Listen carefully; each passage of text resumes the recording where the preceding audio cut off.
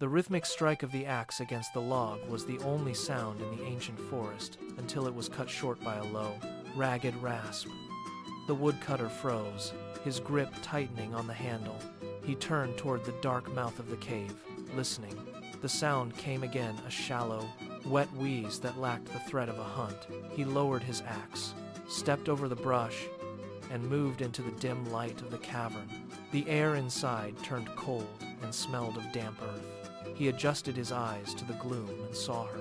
The tiger lay sprawled across the jagged stone floor, her chest rising and falling in shallow, frantic bursts. She did not rise. She did not bare her teeth.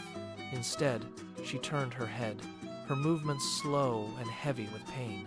When their gazes met, the woodcutter saw the terror held in her wide, unblinking eyes. They were fixed on him, pleading. The cubs paced in the shadows, their small bodies trembling.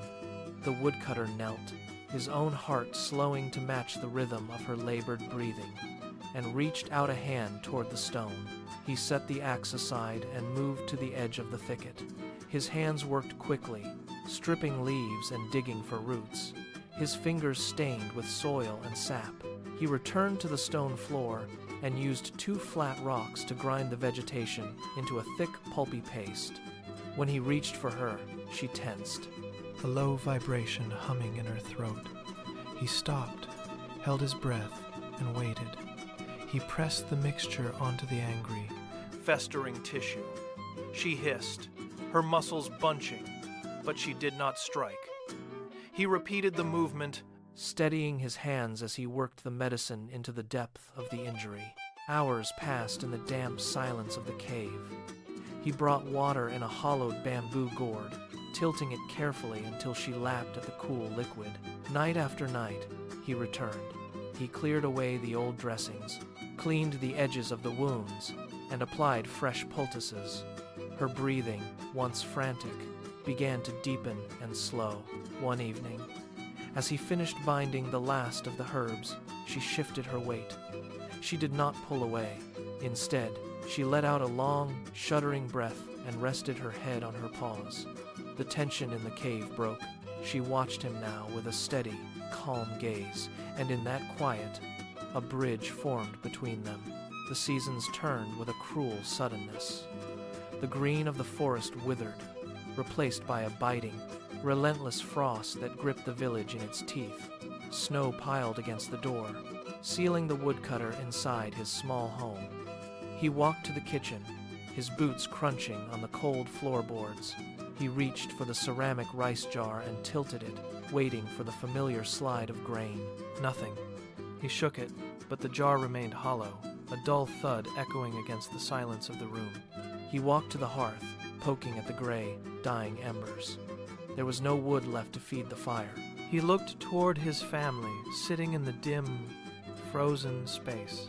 They did not speak. The cold had stripped away the energy for words. Outside, the wind howled through the gaps in the walls. A thin, piercing sound that set his teeth on edge.